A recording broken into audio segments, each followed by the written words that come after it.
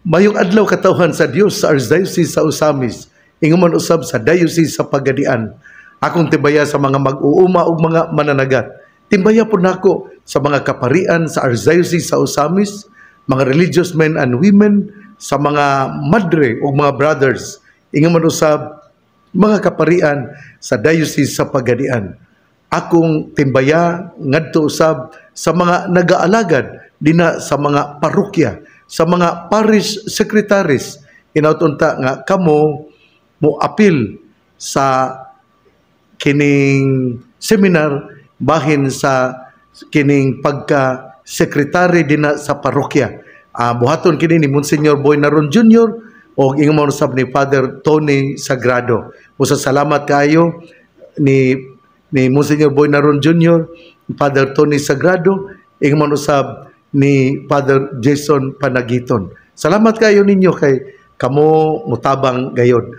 Ako pod nga pasalamat sa mga kaparian nga sa ikaduhang higayon mihatag na usab sa seed money aron nga matukod gayon ang ato nga home for the clergy, mga kining punianan aron sa mga kining nangatigulang na nga mga pari. Busa sa mga mihatag, dili maritanan pa ang nihatag, pero sa nihatag salamat kaayo sa mga kaparian sa Archdiocese sa Osamis. Ang ilang paghatag mao ang 5 years below muhatag og 5,000 unya kana pataas according to your years of ordination. Kung ikaw 40 na katuig ang imong pagkapari, 40,000 po ang imong ihatag. Kung 42,000 po ang imong ihatag. Kung 43,000 po ang imong ihatag. Busa kining ngadto sa mga kaparian nga mihatag sa insakto nga paghatag sa seed money, kaduha na niha sa seed money, salamat kaayo. O ingon man usab, salamat usab sa mga mitambong sa installation ni Father Derry Ascuna dito sa Sapang Dalaga, ang PPC ug ang Finance Council, ingon man usab ang mga ang mama ni Seminarian Go dina sa Sapang Dalaga. Salamat kaayo sa imong pagka-maabi-abihon. Ako pong pasalamat sa mga katawhan nga mitabang panahon sa death anniversary ni Archbishop Jesus Dosado ug sa mga mitambong sa misa nga gihimo alas 2:30. Salamat kay ninyo ha. Ako yung nabati pod ang inyong gugma ngadto og alang ni Arsobispo nga mitaliwan ng Arsobispo Jesus Dosado. Sa mga tao nga mitambong, salamat kaayo. Sa mga pari nga mitambong, salamat kaayo. Ang atong pagtambong usama ka na pagpakita sa atong gugma. Usama ka na ang atong mga sakripisyo, mauman ka na ang ato nga gipakita, misakripisyo kita tungod sa atong pagigugma sa maong tao. Busa usbon ko, salamat sa mitambong, sa mga kaparian nga mi-celebrate o ingon man usab sa mga katawhan nga mihatag tingali og snacks human sa misa sa death anniversary ni Archbishop Jesus Dosado. Ug kagahapon pitsa 24 atong gisaulog ang kapistahan sa St. John the Baptist dina sa Jimenez, Misamis Occidental. Akong pasalamat sa atong mayor, si Mayor Joselito Chong, ingman usab sa iyang Vice Mayor, si Vice Mayor Jim De Los Santos. Di po na ko kalimtan ang ako nga amiga sa nga nahimong principal dito sa Pardo National High School, si Ma'am Emilita Tuason. Ingman man usab sa mga taga Pardo nga anaa dinha sa nga anaa karon nga kagahapon nga misaulog sa piyesta ni San Juan Bautista dina sa Jimenez. Busa salamat kay kita nagkita og nagpa-picture pagyud. Ako di ay nga pahinumdom alang sa kining meeting nako diha sa Pagadian karong adlaw Hulyo 25, mag-meeting kami, alas 9 sa buntag, uban ni Father Belstar Idyang, ni Father Junji, ni Father Gilbert Hingone, o ni Father Ray Mutya. Among istoryahan, bahin ang yuta nga importante kaayo kay kun kini mabaligya sa uban para manguni sa parokya. Busa usbon ko ako nga kining pahibalo ang meeting nga alas 9 sa buntag dina sa Bishop's House sa Pagadian. Ang mutambong sila si Father Belstar, Father Junji, Father Gilbert Hingoni, o Father Ray Mutya. Ingon man usab ugma mao ang death anniversary sa ako nga papa, si Papa Ireneo Abatayo Humuan. Siya namatay niya atong June 26, 1983. Pusa iya ugma nga death anniversary. Og sa pizza 27 kadrong Biyernes mao ang piyesta sa Gipos Zamboanga del Sur. Og inig ka Sabado mao ang installation ni Father Edward Tabada dina sa Katipunan. Hunyo 28 ug inig kahapon mao ang house blessing sa balay nila ni Nino ug Michelle Meravilla.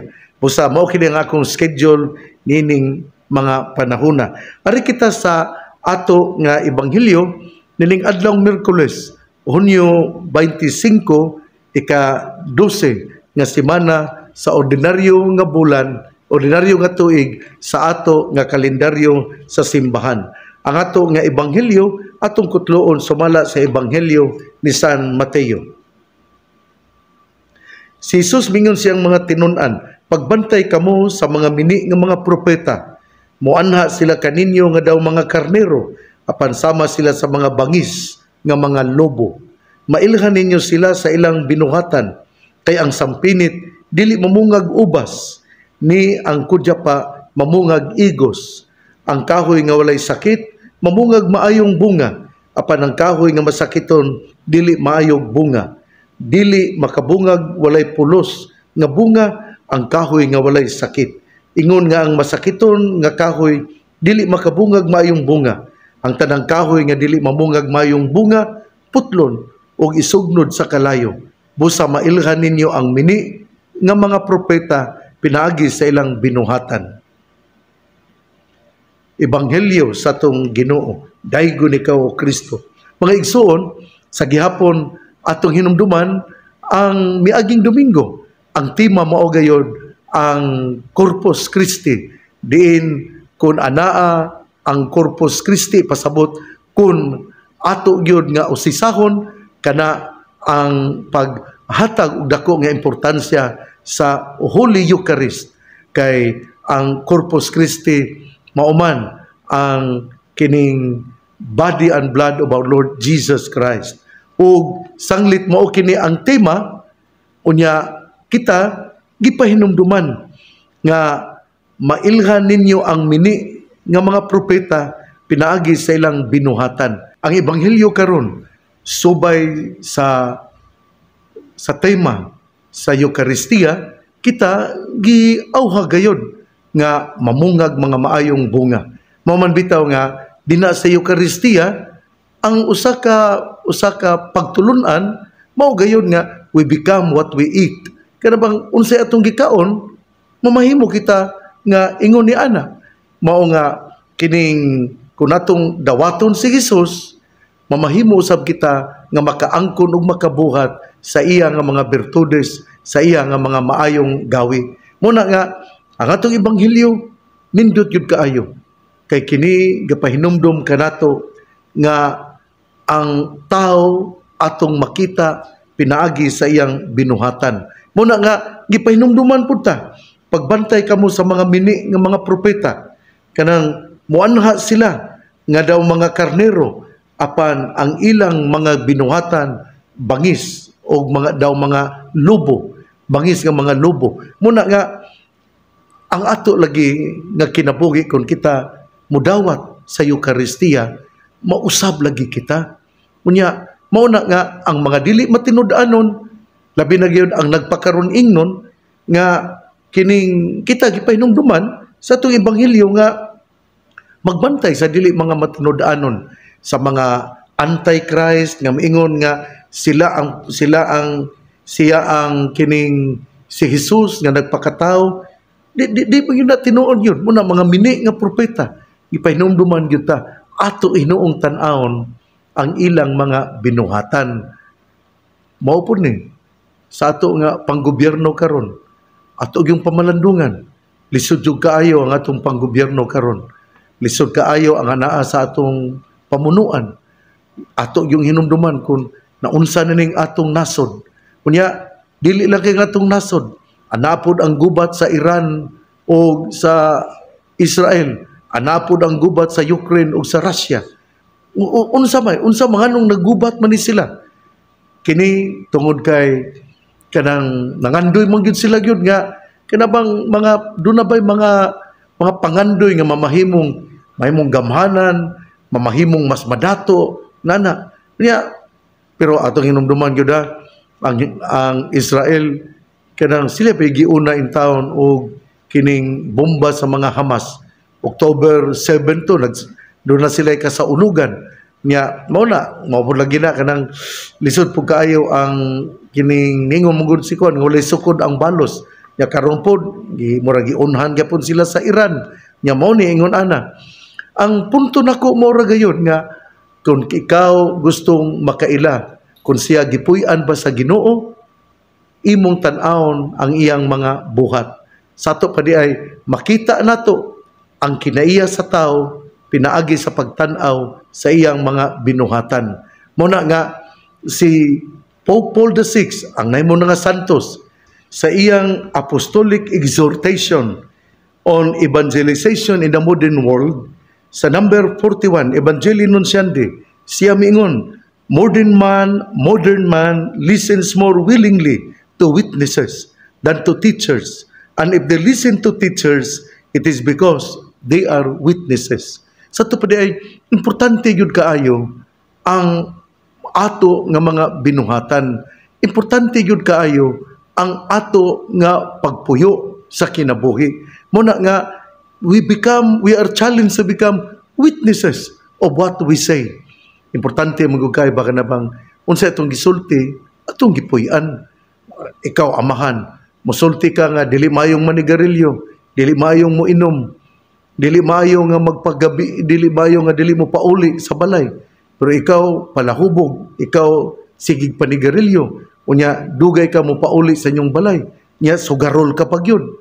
Unya unsa man nimo ang imong pagtudlo sa imong mga anak. Unsa man ang imong ang kabililhon ka sa imong gitudlo sa imong mga anak. Mao ni nga nindot yung gayong pamalandungan ang gisulti ni Pope Paul VI nga nahimong santos sa iyang gisulat nga apostolic exhortation sa evangelization dinha sa Evangelii Nuntiandi number 41. Modern man listens more willingly to witnesses than to teachers. And if they listen to teachers, it is because they are witnesses. Mao man ang gisulti karon sa atong ebanghelyo. Ang atong ebanghelyo gaingon nga busa mailhan ninyo ang mini nga mga propeta pinaagi sa ilang mga binuhatan. Ang punto mao gayud nga we testify what we do if we are believers of Jesus. Nga kung kita nagmatinud-anon sa atong pagka sumusunod sa atong Ginoo, ang atong mga binuhatan maayo. Usa kini ka awhag, usa kini ka challenge sa atong mga kaparian, sa atong mga religious men and women. Natong tanan nga nagpuyo sa kinabuhi nga Kristohanon, nga kita kinahanglan nga ato yung puy-an nga ang kamatuoran o ato yung puy-an unsay atong gisulti. Hinautunta nga kini mo dala ka nato sa pagka matinud-anon. Pagbantay sa mga mini nga propeta, murag nindot sila nga tan-awon, murag sila mga karnero, pero ang ilan ng mga binuhatan bangis pa kaysa mga lobo. Unya imog yung bantayan nga ang kahoy nga maayo mamunga ug maayo nga bunga. Ang kahoy nga dautan mamunga ug dautan nga bunga. Busa atong puy-an unsay atong gipanulti ug ako nga hagit sa atong mga kaparian ug mga madre nga unsay atong gisulti ato gayud nga puy-an. Ang gisulti nga maayo dili kay gisulti nga dautan nya labi na kon kita demanding kaayo kana dili pod maayo. We demand if it is for good, pero demanding ta pero ang resulta niya dili maayo, dili pod na maayo. Pusa nindot yung kaayo ang ato karon nga ebanghelyo. Unya subay kini sa tema karong simanaha nga we become what we eat, because on this week, within this week, we focus on the Holy Eucharist ug unsa may epekto nining Holy Eucharist, piyesta manggod sa body and blood of our Lord Jesus Christ, Corpus Christi niadtong miaging Domingo. Ug ang Domingo mauman ang mohatag og kining tema unsa ang ato nga pamalandungan niining simanaha. Hinaot ako balang balik-balikon nga ato gayod nga puy-an ang ato nga gipanulti o kini haom sa mga values of the gospel. Kana bang ang unsay gilatid sa ebanghelyo maoy atong puy-an. Kana bitang ato yun nga hatagan og kinabuhi ang ato nga gipabasa sa ebanghelyo. Nya mao kini ang ato nga puy-an. Igsuon ang mayong balita nga maong pulong ni Hesus, ang iyang pamation, pamalandungan ug paningkamutan nga mapuy-an. Bulahan ang tawo nga namati sa pulong sa Ginoo, sama sa kahoy nga gitanom, daplin sa usa ka sapa, kansang dahon dili gayud malaya. Tempo sa timbunga siya mamunga. Igsuon ugma na usab. Agay na akong pasalamat sa banay nila ni Reverendo Padre Raymond Osok, OFM, sa tanan nga mga kaparian, labi na gayud ni Father Rolly Lagada nga tungkura paroko din nga sa Jimenez, sa parokya ni San Juan Bautista, uban sa iyang parokyal vicar si Father Romel Rodinas. O ako pong pasalamat sa ato nga mayor din na sa Jimenez, si Mayor Joselito Chong, uban sa iya nga Vice Mayor sa bag-o unya nga molingkod nga Vice Mayor, si Vice Mayor Jim De Los Santos. O ako nga pasalamat sa among panagtagbo ni Ma'am Emilita Tuason kagahapon. O karon usbon ko Hunyo 25 aduna ko'y meeting din na sa Pagadian sa alas 9 sa buntag, uban nila ni Father Belstar, Father Junji, Father Gilbert Hingone o ni Father Ray Mutia. O ako nga pahinumdum ugma mao ang death anniversary sa ako nga papa nga si Papa Ireneo Abatayo Humuad sa iyang ika-42 nga death anniversary. O sa Biyernes, Hunyo 27, mao ang piyesta sa Gipos, Zamboanga del Sur. O sa Hunyo 28, Sabado, mao ang installation sa pagkakura paroko sa Mission Station din sa Katipunan ni Reverendo Padre Edward Tabada. O sa alas 4 sa hapon, din sa Gango, ang house blessing nila sa balay nila ni Nino og Michelle Miravilla. Ninyong tanan nga namati akong pasalamat. Ang pangaliya sa mahal nga Birhen Maria nga gisangpit sa mga misamisnon nga birhen sa kuta, ang Ginoo magapanalangin kanatong tanan. Sa ngalan sa Amahan, sa Anak ug sa Espiritu Santo. Amen.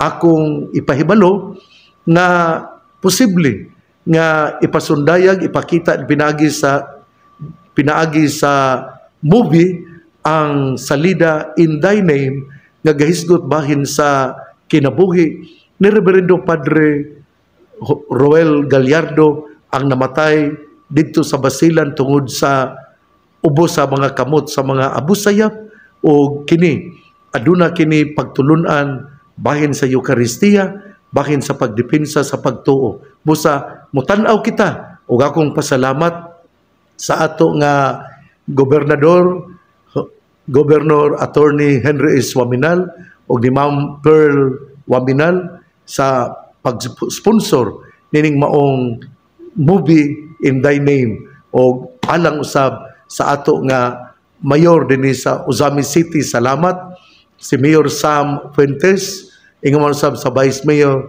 Ma'am si Honorable Bebe Neri o sa mga konsehalis ninyong tanan sa inyo sa atong kining working relationship, sa atong collaboration aron mas manindot pa ang kapistahan o ang kasaulugan sa Chartered City dinhi sa Ozami City o ingon man usab sa kapistahan sa mahal nga Birhen Maria, ang Birhen sa Kuta.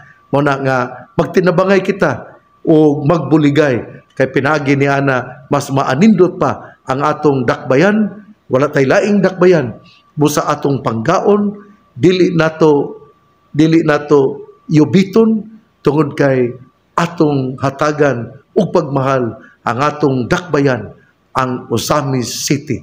Natong tanan ako miingon ang pangaliya sa mahal nga Birhen Maria nga gipasangpit sa mga misnoon nga Birhen sa Kuta, ang Ginoo magapanalangin kanatong tanan sa ngalan samahan sa Anak ug sa Espiritu Santo. Amen.